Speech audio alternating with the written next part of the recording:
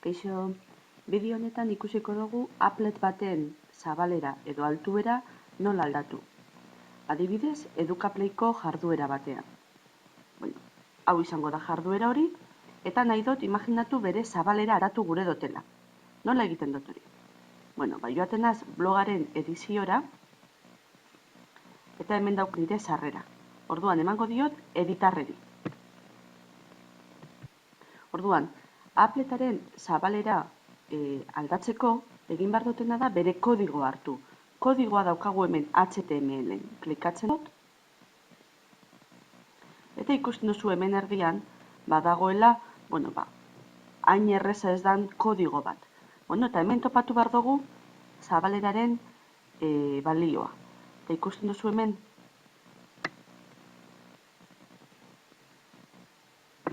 horre esaten dozte, 760 dala.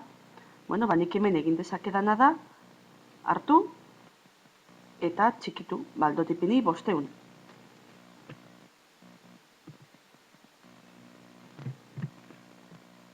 Nosbaiten altuera gure dotela aldatu? Hemen daukat. Barkatu, 550 izan beharrean, altuago gure dotela, 700, ipiniko nuke hor. Eta gero amaieran, aktualizar, eta ikusiko nuke aldaketa. Nondik atara duten hau?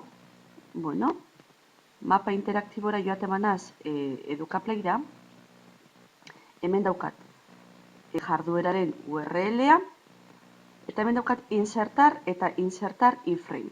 Lehen Jolanda galdetu deu ze desberdintasun dagoen.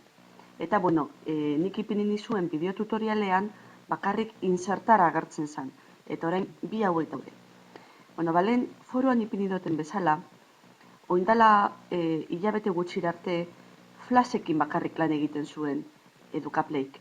Orduan, behar genuen kodigoa hau zen. Eta ikusten duzu hemen SWF, horrek esan nahi dugu flash artxibo bat dela. Baina orain, beste teknologia bat ere bai erabiltzen dabiz. Dela HTML5. Gura baldin badugu teknologia hau erabiltzen daben jarduera, orduan, kopiatu beharko dugun kodigoa hau da. Insertar inframe.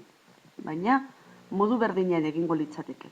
Horrela, aparientzieran guretzako bai HTML5, bai flash, kasu hauetan oso antzekoak dira.